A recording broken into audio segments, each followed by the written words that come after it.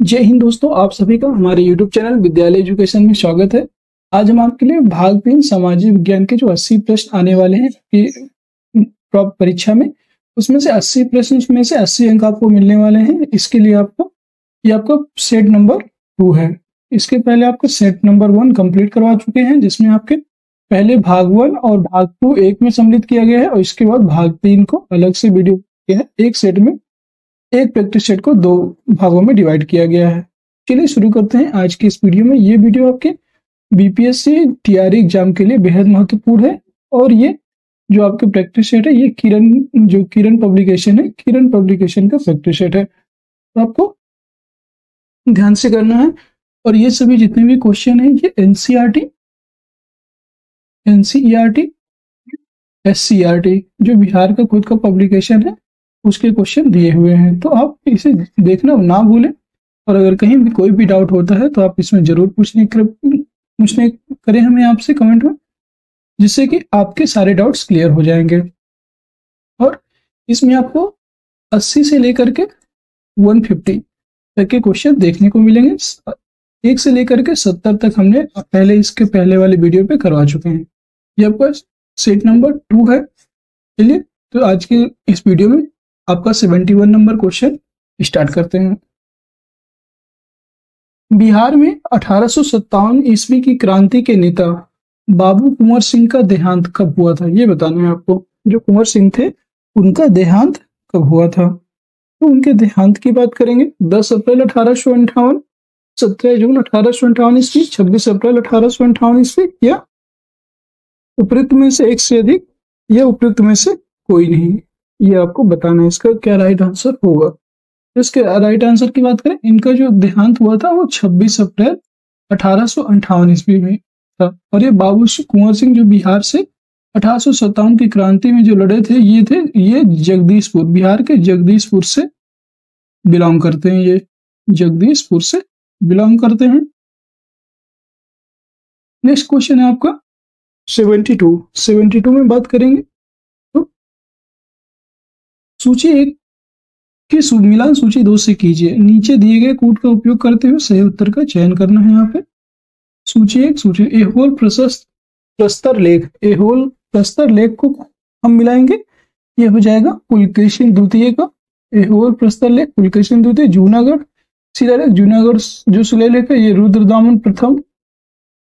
नासिक गुहा लेख, ये हो जाएगा नासिक गुहा लेख, गौतमी बलश्री। और भीतरी स्तंभ लेख, भीतरी स्तंभ लेख जो है, ये आपका स्कंदगुप्त का हो जाएगा। इसमें A to B4 ये 3 ऑप्शन इसका राइट हो जाएगा। नेक्स्ट क्वेश्चन है आपको जो है, इसमें दिया हुआ है 73। हड़प्पा सभ्यता के तहत वह एकमात्र जगह कौन सी है जहां 216 मीटर लंबा एवं 37 मीटर चौड़ा एक नौका घाट अवस्थित है, ये आपको बताना है। वो कहाँ अवस्थित है, तो इसमें आपको बताना है कालीबंगा, कोट दीजी, लोथल, उपयुक्त में से एक से अधिक, या उपयुक्त में से कोई नहीं। इसका जो राइट आंसर हो जाएगा आपका, ये हो जाएगा लोथल। लोथल गुजरात में स्थित है,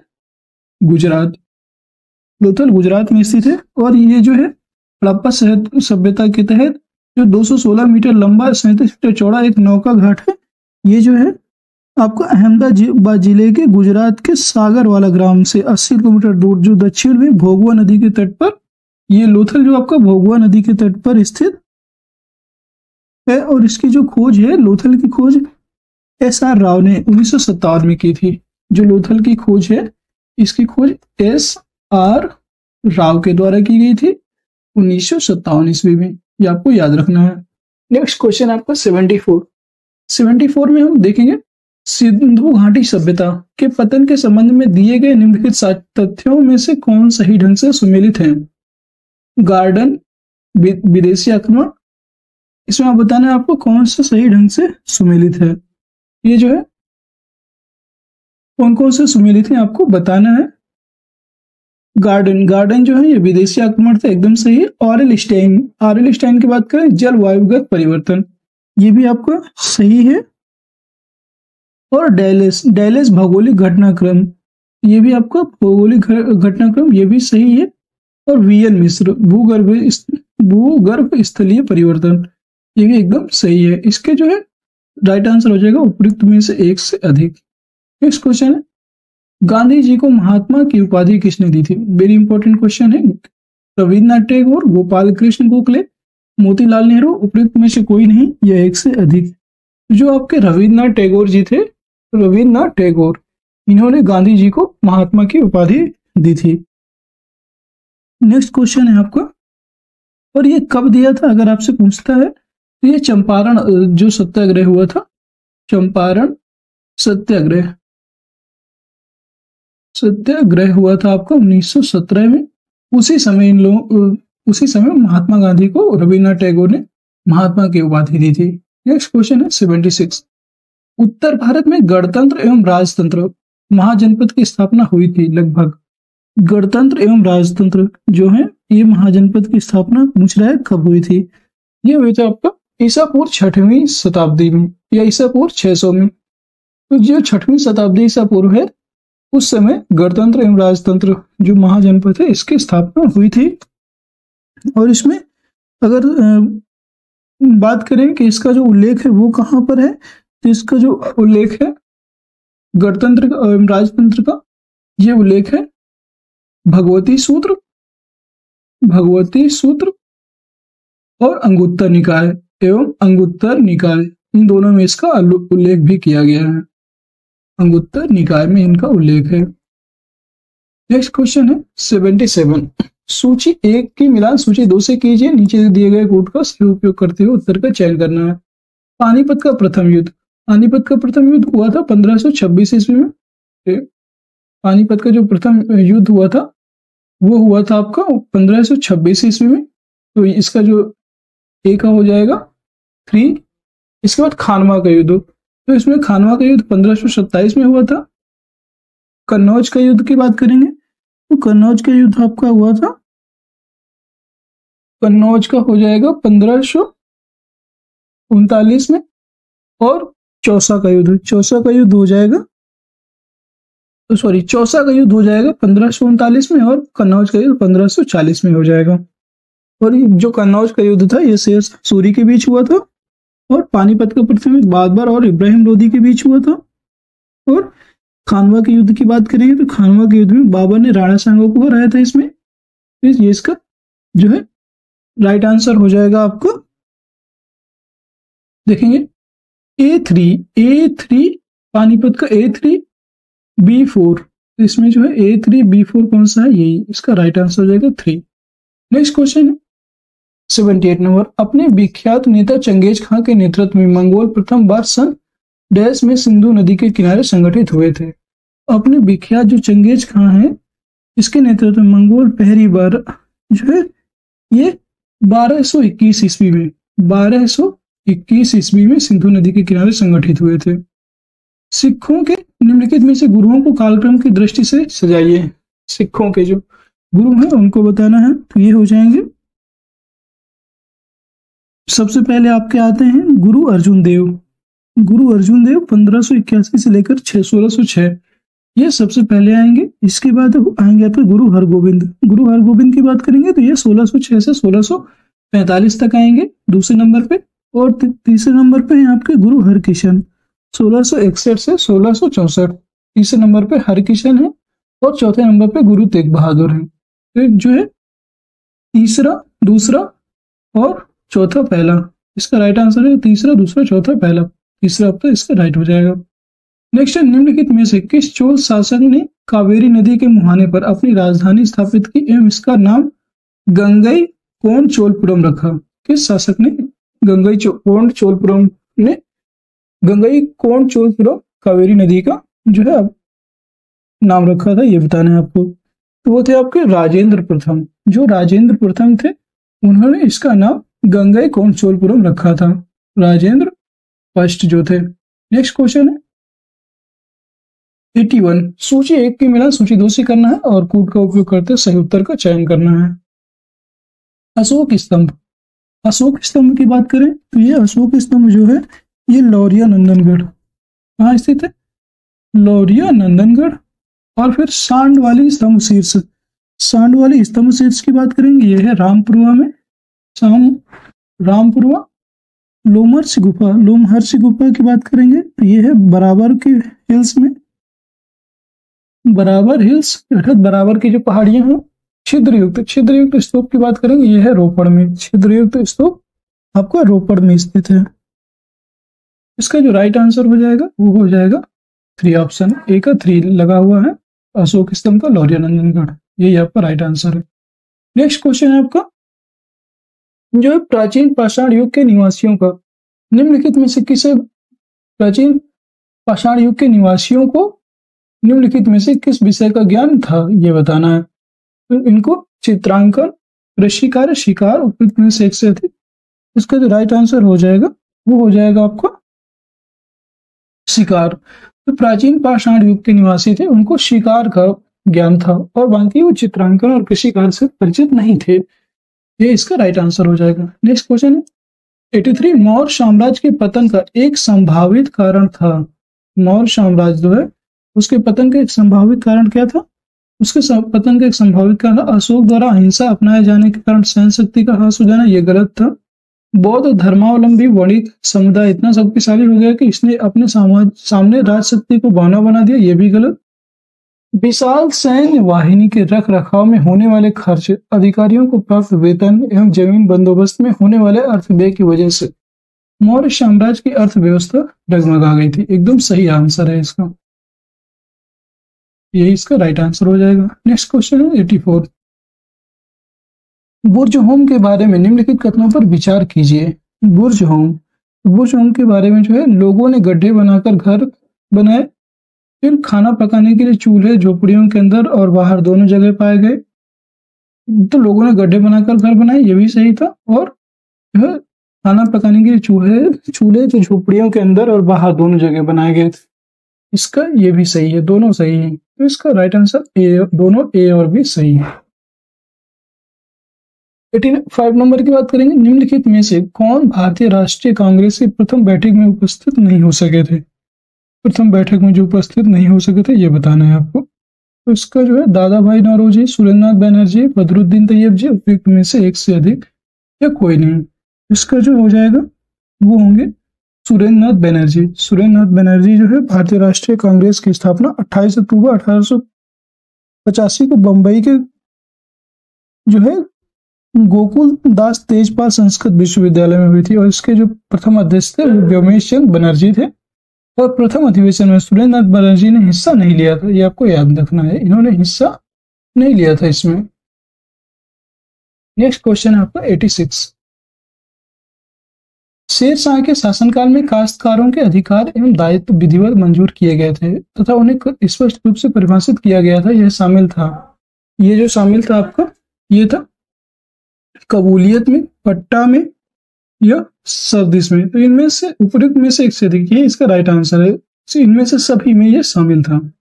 नेक्स्ट है मेगास्थनीज के संबंध में निम्नलिखित कथनों से कौन सा सही है? तो मेगास्थनीज की बात करेंगे, वह यूनानी शासक सेल्यूकस निकेटर द्वारा चंद्रगुप्त मौर्य के दरबार में भेजा गया था दूत था, एकदम सही। मेगास्थनीज के अनुसार मौर्य राजा समान रूप से सशस्त्र महिलाओं से घिरा होता था, एकदम सही। और मेगास्थनीज के अनुसार राजा का महल लकड़ी से बना था और पत्थर की नक्काशी से सजाया गया था, एकदम तीनों इसके कथन सही है, उपयुक्त में से एक से अधिक इसका राइट आंसर हो जाएगा।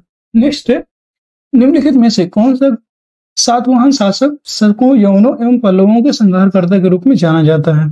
तो इसका राइट आंसर जो होगा वो हो जाएगा आपका गौतमीपुत्र श्री सातकर्णी। ये जो है सातवाहन वंश का सबसे जो है प्रतापी शासक माना जाता है। और सातवाहन वंश का जो संस्थापक है, संस्थापक की बात करेंगे इनके, तो संस्थापक जो है सातवाहन वंश के, उनको सीमुक को माना जाता है। सीमुक जो है सातवाहन वंश के संस्थापक थे। नेक्स्ट है 89, गुरु नानक का जन्म तलवंडी नामक स्थान पर किस वर्ष तथा किस नदी के किनारे हुआ था? तो गुरु नानक जो थे उनका जन्म 1469 में रावी नदी के किनारे, 1469 में रावी नदी के किनारे हुआ था। नेक्स्ट है 90 नंबर क्वेश्चन, निम्नलिखित में से किसे भारतीय कृषक वर्ग का प्रथम आम विद्रोह कहा जाता है? प्रथम आम विद्रोह, तो ये कहा गया था बंगाल का जो नील विद्रोह था। बंगाल का नील विद्रोह आपका 3 कठिया पद्धति पर था। 3 कठिया प्रणाली के पद्धति पर था। ये अंग्रेजों के द्वारा जो है एक बीघे में कितना बिस्सा होता है? 20 बिस्सा होता है। 20 बिस्सा, ये 20 बिस्सा होता है, 20 कट्ठा इसी को बोल सकते हैं। उसमें से 3 कट्ठे से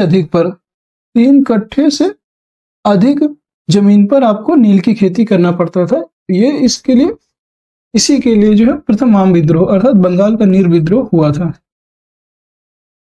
निम्नलिखित में से किसने काकोरी कांड, जो काकोरी ट्रेन एक्शन में मुकदमे का सामना नहीं किया था, किसने नहीं किया था ये बताना है। अशफाक उल्लाह खां, राजेंद्र लाहिड़ी, चंद्रशेखर आजाद। तो जो इसमें चंद्रशेखर आजाद थे उन्होंने इसका जो है सामना नहीं किया था, क्योंकि वो जो चंद्रशेखर आजाद की बात करें तो इन्होंने HSRA Hindustan socialist Republican association HSRA की स्थापना की थी। और ये कब हुई था? तो इनके द्वारा 9 अगस्त 1925 को इसकी स्थापना की गई थी HSRA की। और जो चंद्रशेखर आजाद थे इन्होंने इसलिए इसका सामना नहीं किया क्योंकि ये अपने आप को हमेशा से आजाद मानते थे। हमेशा से आजाद मानते थे चंद्रशेखर आजाद। नेक्स्ट क्वेश्चन है,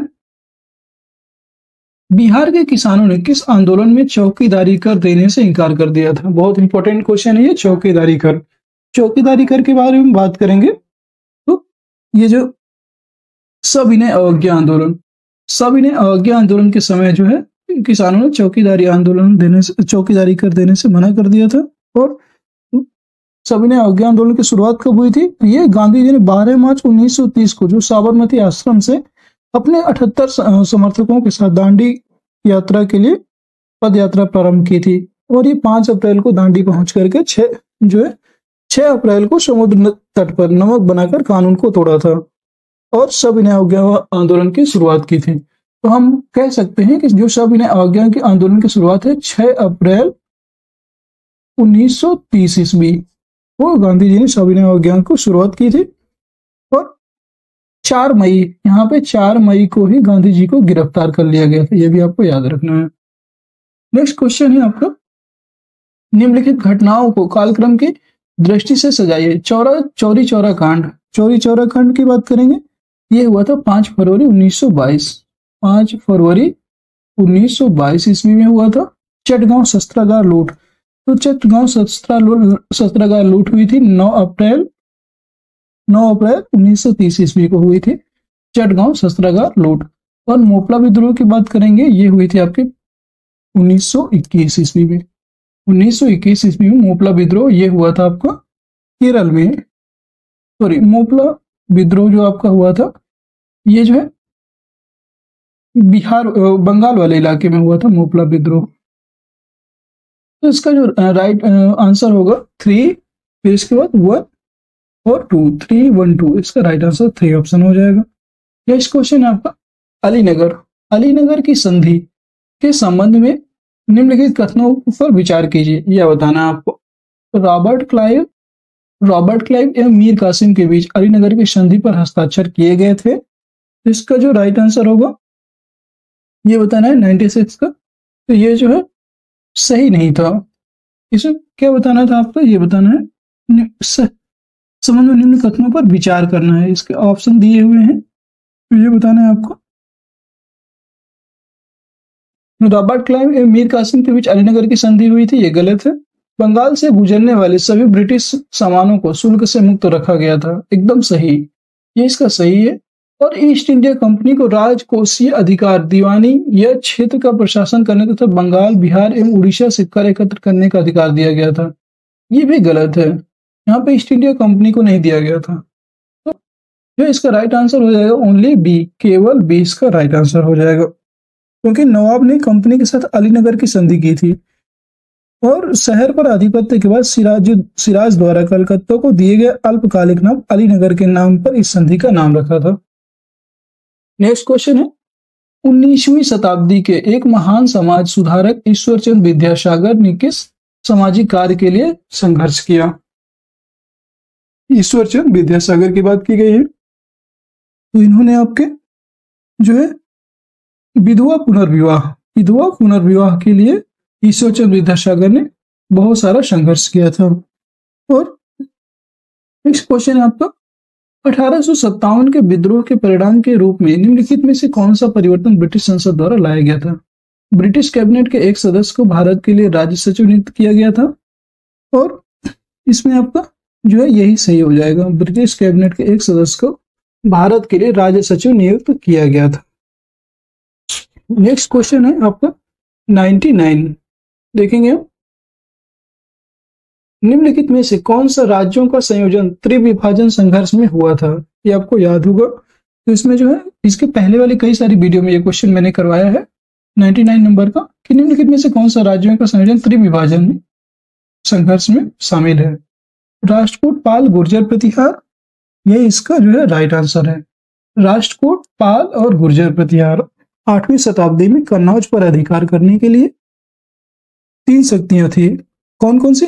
पाल, गुर्जर प्रतिहार एवं राष्ट्रकूट। इनके बीच त्रिकोणात्मक संघर्ष आरंभ हो गया था, जो 8वीं-9वीं शताब्दी के उत्तरीय भारत के इतिहास की सबसे महत्वपूर्ण घटना थी। और ये जो संघर्ष था ये लगभग 200 वर्षों तक चला था। 200 वर्षों तक चला था ये संघर्ष।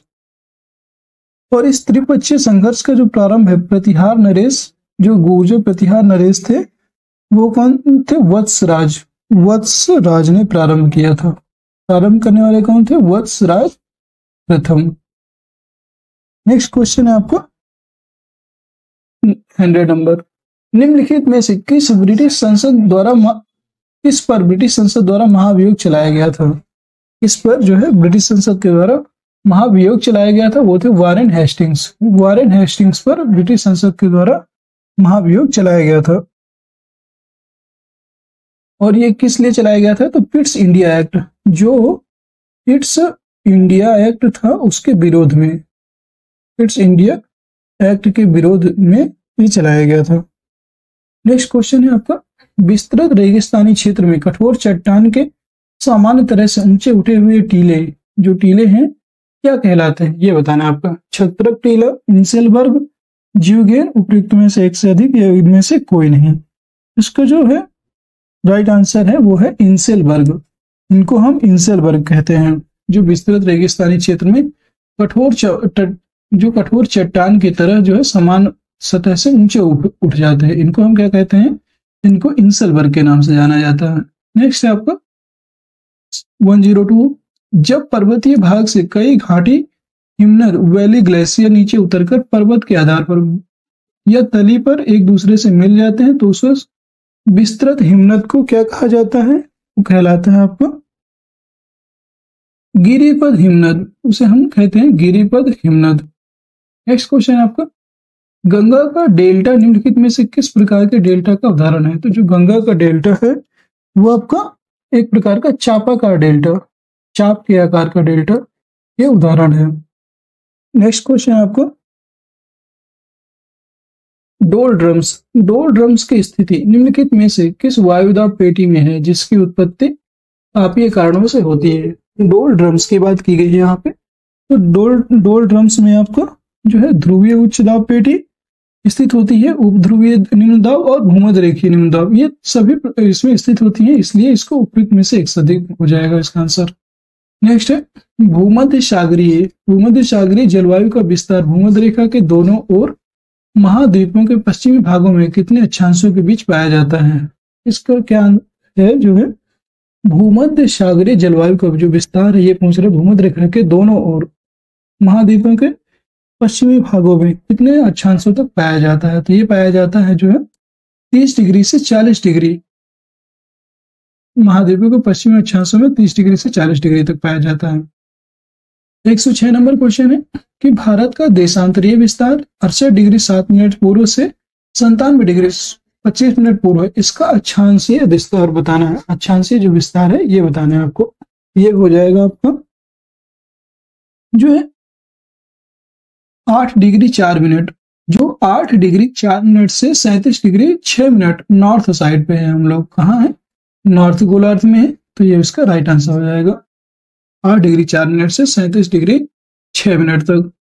नेक्स्ट क्वेश्चन है 107 नंबर, इस सूची 1 को सूची 2 के साथ सम्मिलित करना है, कूट का सही प्रयोग करना है। नदी और परियोजना, कौन सी नदी किस परियोजना, किस नदी पर कौन सी परियोजना है? कृष्णा नदी की बात करेंगे। कृष्णा नदी में नागार्जुन सागर परियोजना है, एकदम सही।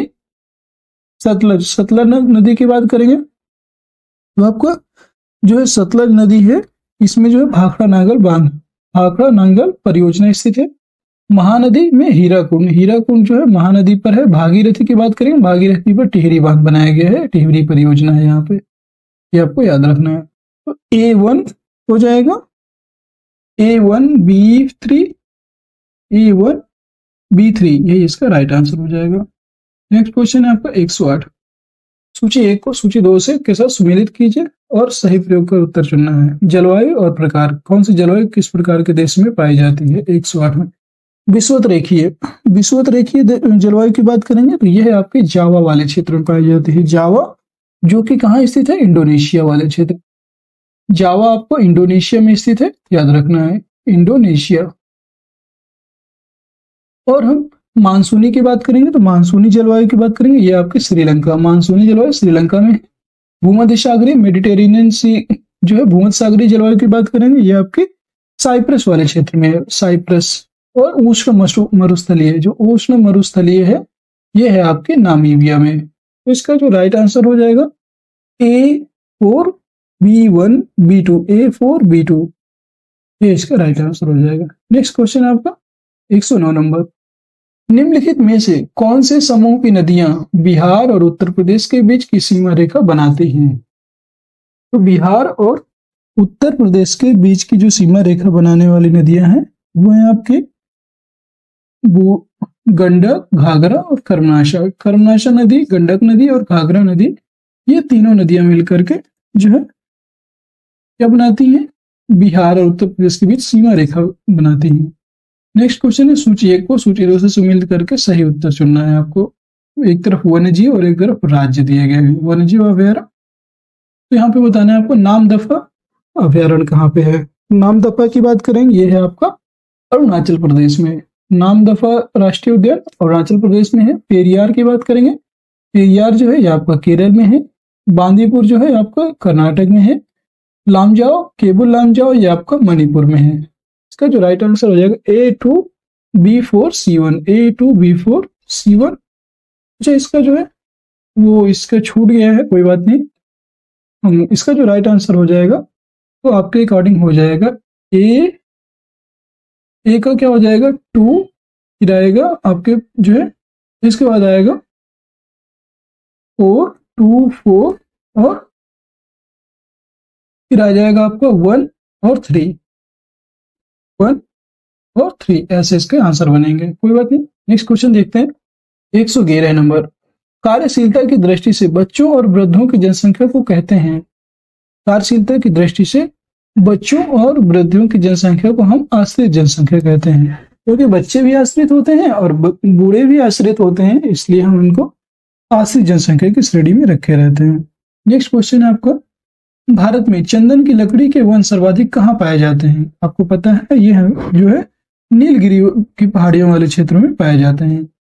नेक्स्ट है, मानचित्र रचना में अक्षांश एवं देशांतर रेखाओं का उपयोग सर्वप्रथम किस देश के विद्वानों के द्वारा किया गया था। वो थे आपके यूनानी जो विद्वान थे उनके द्वारा सर्वप्रथम ये इसका उपयोग किया गया था। 114 नंबर देखेंगे, निम्नलिखित में से कौन सा युग्म सुमेलित नहीं है। माउंट आबू की बात करेंगे तो ये है माउंट आबू में अरावली पहाड़ियां हैं, सही है। कोडाई कनाल की बात करेंगे तो कोडाई कनाल में अन्नामलाई पहाड़ियां नहीं स्थित है, यहाँ पर है। अन्नामलाई जो है आपके तमिलनाडु में है। और कोडाई कनाल की बात करेंगे यहाँ पे पटनी पहाड़ियां हैं, कौन सी पटनी पहाड़ियां हैं यहाँ पे, याद रखना है आपको।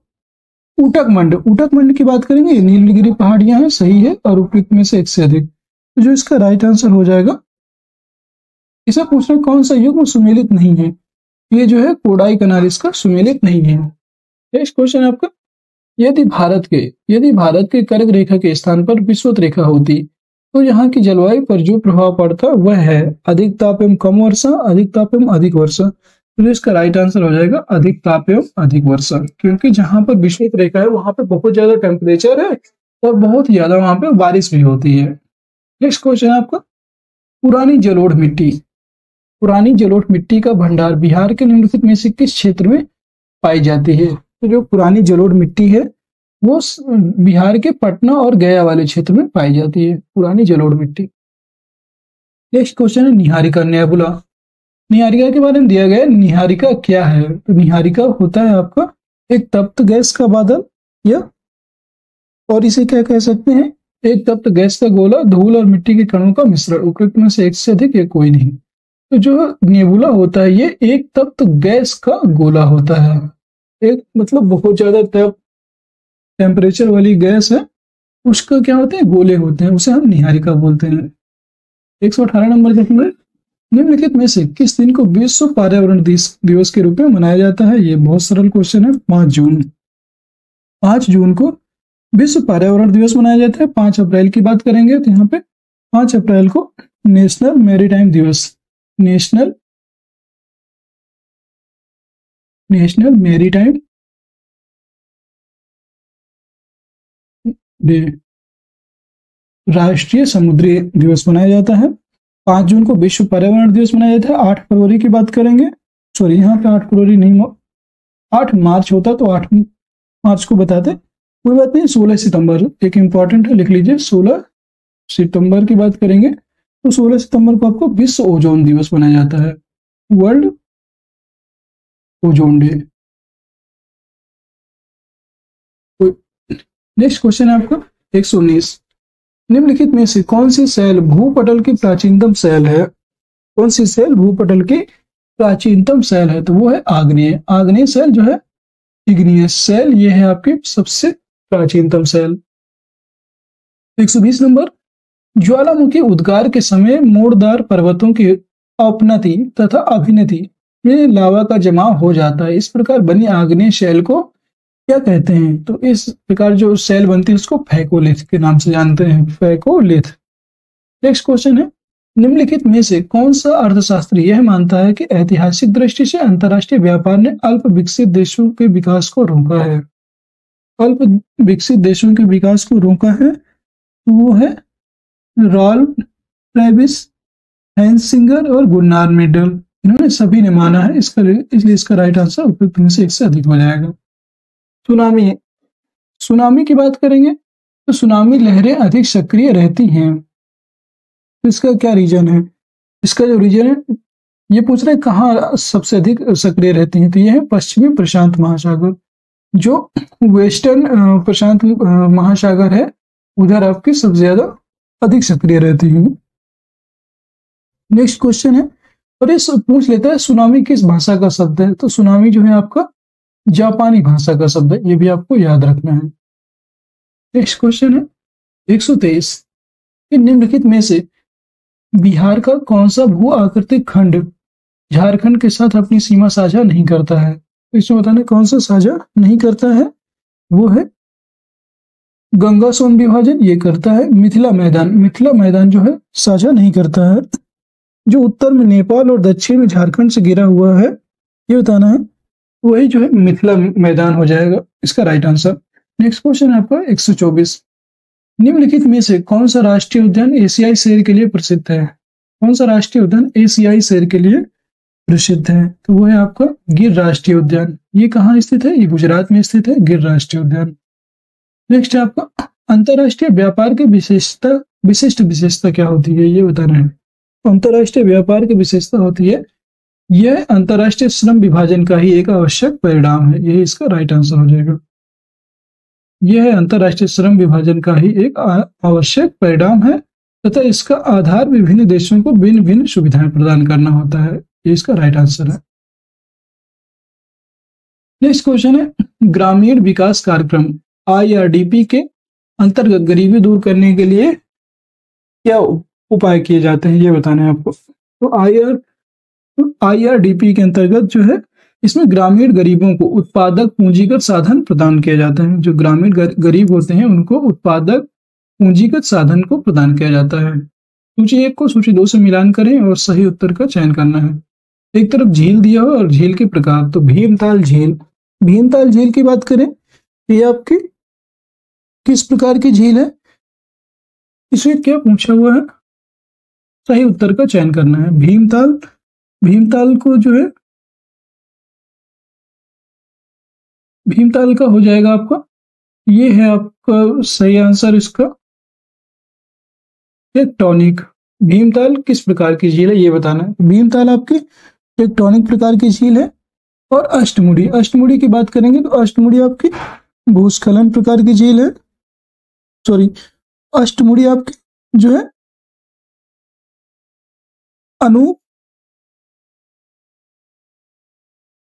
अष्टमुड़ी आपकी अनुपस्थ जल झील है। और गोहन झील, गोहन झील की बात करेंगे तो यह है आपकी भूस्खलन प्रकार की झील। और लोहर झील की बात करेंगे, यह है ज्वालामुखी पहाड़ी का मुख। लोहर आपका ज्वालामुखी पहाड़ी का मुख हो जाएगा, तो इसका राइट आंसर हो जाएगा बी ऑप्शन। नेक्स्ट क्वेश्चन है आपका 128। निम्नलिखित कथनों पर विचार कीजिए। निम्नलिखित कथनों पर विचार कीजिए। अमेजन नदी समशीतोष्ण क्षेत्र से होकर बहती है। इसमें बताना है अमेजन नदी समशीतोष्ण क्षेत्र से होकर बहती है। यह पश्चिम में पहाड़ों से निकलकर पूर्व में अटलांटिक महासागर तक पहुंचती है। यह ब्राजील के भागों, पेरू के कुछ भागों, बोलीविया, इक्वाडोर, कोलंबिया तथा वेनेजुएला के छोटे से भाग से प्रवाहित होती है। इसमें हमें क्या बताया, उपयुक्त कथनों में से कौन से सही हैं। तो इसमें जो है यह ब्राजील के भागों, पेरू के कुछ भागों, इनमें से होकर गुजरती है, सही है। और यह पश्चिम में पहाड़ों से निकल करके अटलांटिक महासागर तक पहुंचती है, ये भी सही है। और जो इसका पहला है अमेजन नदी समशीतोष्ण क्षेत्र से होकर बहती है, ये गलत हो जाएगा। तो इसके 2 और 3 कथन सही है, यही आपका राइट आंसर हो जाएगा। नेक्स्ट क्वेश्चन है आपका 129। स्थानांतरण कृषि के बारे में निम्नलिखित कथनों पर विचार कीजिए। यह उष्णकटिबंधीय क्षेत्रों में कई जनजातियों द्वारा व्यापक रूप से प्रचलित है, यह आपका सही है इसमें जो है। और यह बताना है आपको जो है यहाँ वनस्पति को जला दिया जाता है और जली हुई राख की परत उर्वरक का कार्य करती है, ये भी सही है। खेती आमतौर पर बहुत ही पुराने औजारों से की जाती है, ये भी एकदम सही है स्थानांतरण कृषि के बारे में। तो ये जो है उपयुक्त में से 1 से अधिक इसका राइट आंसर हो जाएगा। नेक्स्ट क्वेश्चन है 130 नंबर। अहमदाबाद सूती वस्त्र उद्योग का गढ़ केंद्र है। निम्नलिखित में से कौन सा कारक अहमदाबाद में वस्त्र उद्योगों के फलने फूलने के लिए उत्तरदायी है, ये बताना है। भारत सरकार की औद्योगिक क्रांति, नहीं। सस्ते दामों पर श्रम शक्ति उपलब्धता, ये भी देखा जाए तो ये भी नहीं है। सस्ते दाम पर ऐसा कुछ नहीं है। यह कपास की खेती वाले क्षेत्र के पास है, एकदम सही।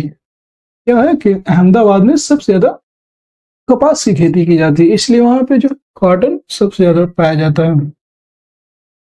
नेक्स्ट क्वेश्चन आपका सूची 1 को सूची 2 से मिला करके सही उत्तर का चयन करना है। कथन और विचारक। मैं राज्य हूं, मैं राज्य हूं किसने कहा था, तो ये कहने वाले थे, विचारक थे लुई 16वें।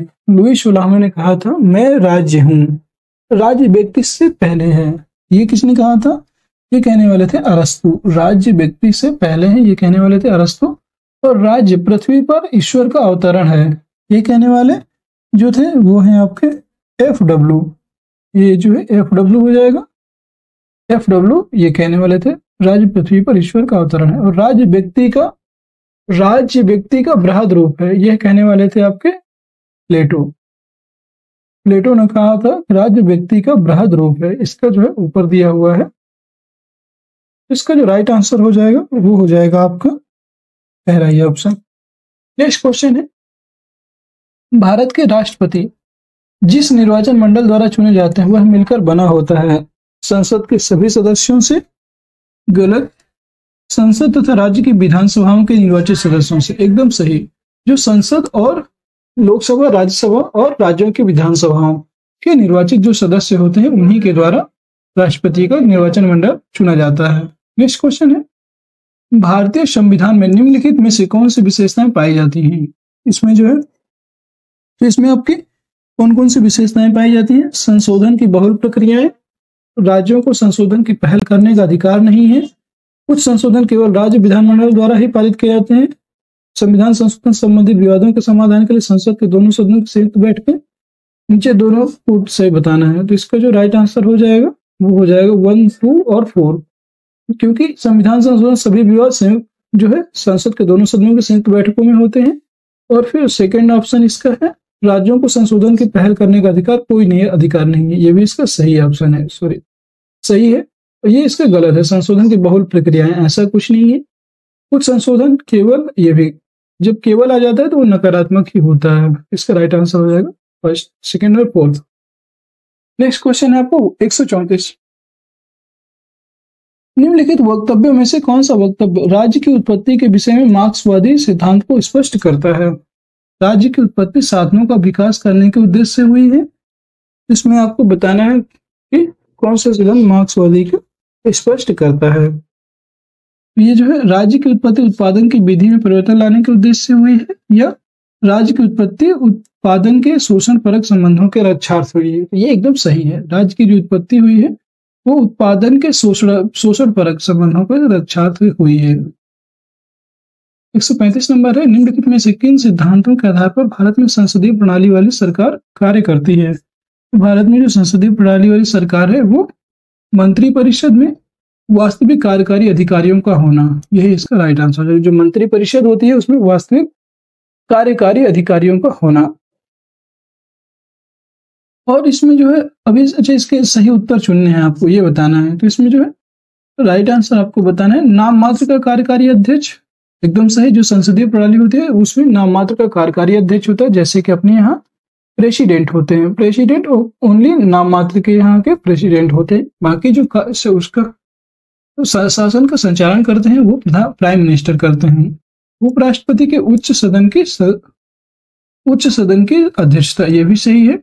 और मंत्रिपरिषद में वास्तविक कार्यकारी अधिकारी का होना, ये भी आपका सही नहीं है। मंत्रिपरिषद वास्तविक कार्यकारी अधिकारी का होना ऐसा कोई नहीं, वास्तविक जो कार्यकारी अधिकारी है ऐसा कुछ नहीं है। कार्यकारी का निम्न सदन के प्रति उत्तरदायित्व, ये एकदम सही है। इसलिए इसका जो राइट आंसर हो जाएगा 1, 3, 4। नेक्स्ट क्वेश्चन है आपको उदार लोकतंत्र। दोस्तों आपकी वीडियो काफी बड़ी हो जा रही है, क्योंकि इसमें जो क्वेश्चन है सभी बहुत ही इंपॉर्टेंट है। कोई क्वेश्चन हम स्किप नहीं कर सकते और ना ही डायरेक्ट भी करवा सकते। कितना भी स्पीड में करवाने की कोशिश कर रहे हैं कि आपके सही से क्वेश्चन और सटीक आपको हो जाए जल्दी से जल्दी, क्योंकि आपको ज्यादा टाइम नहीं है और सिर्फ एक ही सब्जेक्ट भी नहीं है, इसलिए आपको ज्यादा से ज्यादा क्वेश्चन देखना पड़ेगा। और आप उम्मीद है आपको इसमें जो है किरण का जो पब्लिक प्रैक्टिस सेट है इसमें आपको SCERT और NCERT दोनों के क्वेश्चन होने के कारण आपको पढ़ने में बहुत ही मजा आने वाला है। और इसके क्वेश्चन देखिएगा एग्जाम में हूबहू फंसने वाले भी हैं, यह भी आप याद रखिएगा। उदार लोकतंत्र का सबसे विशिष्ट लक्षण है कि यह गुण की जगह संख्या पर अधिक बल देता है, ये बताना है आपको। यह इसका राइट आंसर है।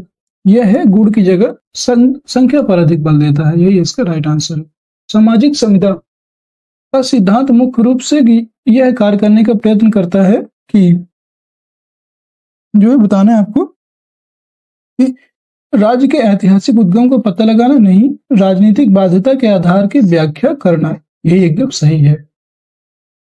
नेक्स्ट है मिड डे मील मध्याह्न भोजन योजना के बारे में निम्नलिखित कथनों पर कौन सा कथन सही है, ये बताना है आपको। तो यह योजना सभी सरकारी प्राथमिक विद्यालय में बच्चों को पका हुआ भोजन उपलब्ध कराने के लिए शुरू किए गए कार्यक्रम को इंगित करती है। तो ये जो है एकदम सही है, ये आपकी एकदम सही है, पहला ऑप्शन सही है। इसमें आपको जो है तमिलनाडु भारत का वह पहला राज्य था जिसने ये योजना को शुरू किया था, एकदम सही। वर्ष 2000 में सर्वोच्च न्यायालय ने सभी राज्य सरकारों को 6 महीने के भीतर अपने स्कूलों में ऐसा कोई आदेश नहीं आया था। इसका जो राइट आंसर हो जाएगा 1 और 2। नेक्स्ट क्वेश्चन है मतदाताओं को पहचान पत्र देने का जो प्रावधान है कहाँ किया गया है?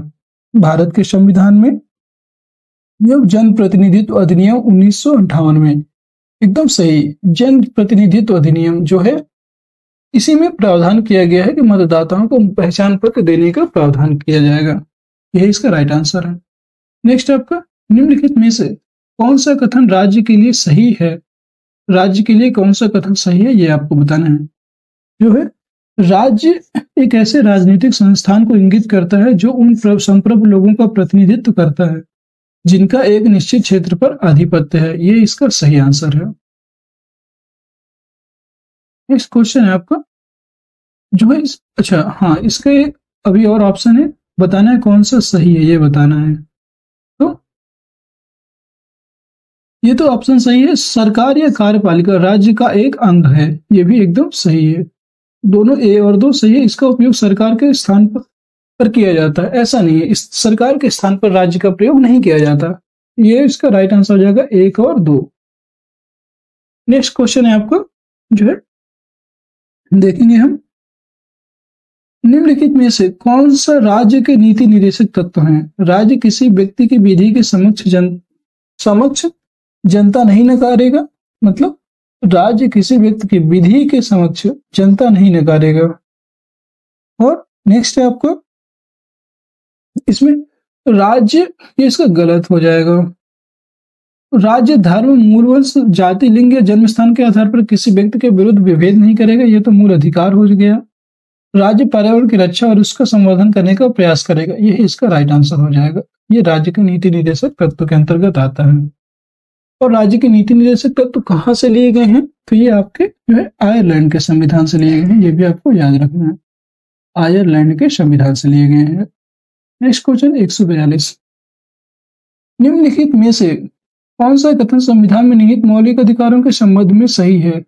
यहाँ पे मौलिक अधिकार बताना है। मौलिक अधिकारों में परिवर्तन करने के लिए केवल वैधानिक कानूनों को बदलने की आवश्यकता है। फिर इसमें दिया गया है, नेक्स्ट है आपका कि मौलिक अधिकारों, ये इसमें मौलिक अधिकारों में परिवर्तन के लिए संविधान में संशोधन करने की आवश्यकता है। और इसमें बताया गया है कि जो है दिया हुआ है आपका कि मौलिक अधिकारों को किसी भी तरीके से नहीं बदला जा सकता, उपयुक्त में से एक से अधिक, उपयुक्त में से कोई नहीं। तो इसका जो सेकंड ऑप्शन है यही सही है, मौलिक अधिकारों में परिवर्तन के लिए संविधान में संशोधन करने की आवश्यकता पड़ती है, ये इसका राइट आंसर हो जाएगा। नेक्स्ट क्वेश्चन है 143, राज्यसभा के संदर्भ में निम्नलिखित में से कौन से कथन सही नहीं है? राज्यसभा एक स्थायी संस्था है, एकदम सही।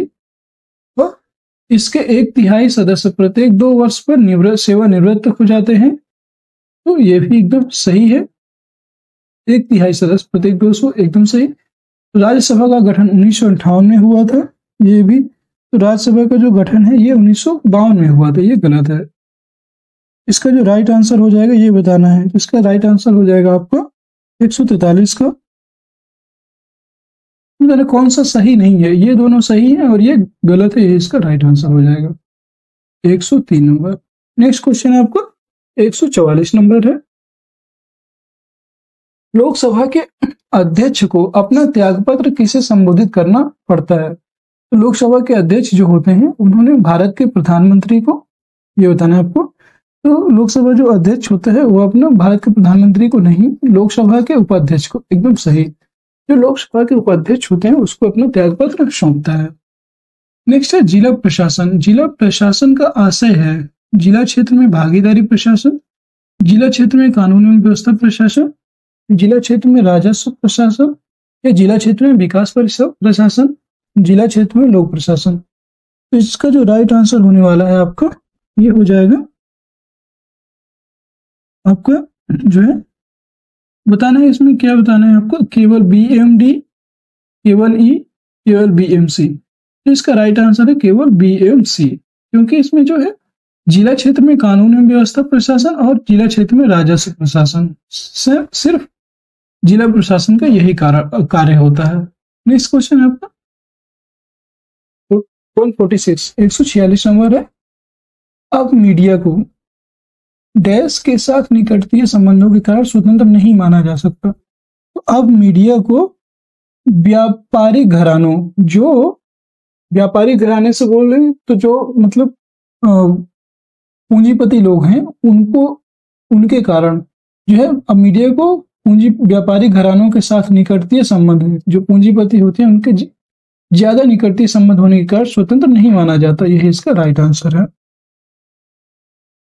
शिक्षा का अधिकार, शिक्षा का अधिकार अधिनियम जो है अनुच्छेद 21 के अंतर्गत एक मौलिक अधिकार है जो जीवन का अधिकार से संबंधित है, क्योंकि शिक्षा गर्मियों जीवन जीने में सहायता करती है, बताना है इसका, ये भी सही है। और केवल शिक्षित व्यक्तियों को जीवन का अधिकार, ऐसा नहीं है, शिक्षा जीवन है, ये भी गलत है, उपयुक्त में से एक सदी ये नहीं है। इसका राइट आंसर हो जाएगा ये पहला है, शिक्षा जो है गरिमा में जीवन जीने में सहायता करते हैं। 148 भारतीय संसद की समितियों में सबसे महत्वपूर्ण है। तो भारतीय संसद की जो समितियां हैं उनमें सबसे महत्वपूर्ण समिति है लोक लेखा समिति। लोक लेखा समिति सबसे महत्वपूर्ण समिति होती है। और इसकी बात करें तो भारतीय संसद में सबसे जो महत्वपूर्ण होती है लोक लेखा समिति। इस समिति में कितने सदस्य होते हैं? इस समिति में 22 सदस्य होते हैं। आपके याद रखना है, आपको 22 सदस्य इसमें होते हैं, जिसमें 15 सदस्य आपके कहाँ से होते हैं? तो ये होते हैं लोकसभा से, और जो 7 सदस्य होते हैं वो होते हैं राज्यसभा से। ये भी आपको याद रखना है। नेक्स्ट क्वेश्चन है आपका, किस संविधान संशोधन द्वारा भारतीय संविधान की भूमिका में समाजवादी एवं धर्मनिरपेक्ष शब्द जोड़े गए थे? वेरी इंपॉर्टेंट क्वेश्चन है। इसमें बताना है कि संविधान सभा, तो ये है आपको 42वें संविधान संशोधन। 42वें संविधान संशोधन अधिनियम 1976 ईस्वी के द्वारा इसमें समाजवादी एवं धर्मनिरपेक्ष और एक शब्द और जोड़ा गया था, राष्ट्र की अखंडता। राष्ट्र की अखंडता एक शब्द और जोड़ा गया था, अखंडता। 3 शब्दों को जोड़ा गया था इसमें। 150 और आज की क्लास का लास्ट क्वेश्चन है। जैसा कि आपको पता है, यदि भारत के राष्ट्रपति अपना कार्यकाल समाप्त होने के पूर्व अपना पद छोड़ना चाहे तो वे किसे संबोधित कर अपना त्यागपत्र लिखेंगे? एकदम सिंपल है, उपराष्ट्रपति को अपना त्यागपत्र लिखेंगे। राष्ट्रपति जो है कार्यकाल समाप्त होने के पहले त्यागपत्र अगर देते हैं तो वे उपराष्ट्रपति को संबोधित करके देंगे अपना त्यागपत्र। और इसकी जो सूचना है वो लोकसभा अध्यक्ष को भी दी जाएगी। लोकसभा अध्यक्ष को क्या करेंगे? सूचना देंगे। इसकी सबसे पहले सूचना दी जाएगी लोकसभा अध्यक्ष को। दोस्तों, आज के प्रश्न यहीं तक। आपको प्रश्न कैसे लगे कमेंट सेक्शन में जरूर बताइएगा। अगर आपको कोई भी कमेंट सुझाव है तो कमेंट सेक्शन में भी बताइएगा। और आप हमारे जो टेलीग्राम चैनल है विद्यालय एजुकेशन, आप उस पर जाकर के जुड़ सकते हो। टेलीग्राम में आप सर्च करेंगे विद्यालय एजुकेशन नाम से आपका टेलीग्राम चैनल है, उसमें आप जुड़ सकते हैं और आपकी जो भी समस्याएं हैं आप उनको बता सकते हैं वहां पे। और अगर आपको हमारे द्वारा करवाए जा रहे जो क्वेश्चन है पसंद आ रहे हैं तो वीडियो को लाइक जरूर कर दीजिएगा, शेयर कर दीजिएगा अपने मित्रों को, और चैनल को अगर नए हैं चैनल में तो आप सब्सक्राइब भी कर लीजिएगा, जिससे कि आगे आने वाली सभी वीडियो की नोटिफिकेशन मिलती रहे आपको। आज के लिए बस इतना ही। जय हिंद, जय भारत। आप सभी का दिन शुभ हो।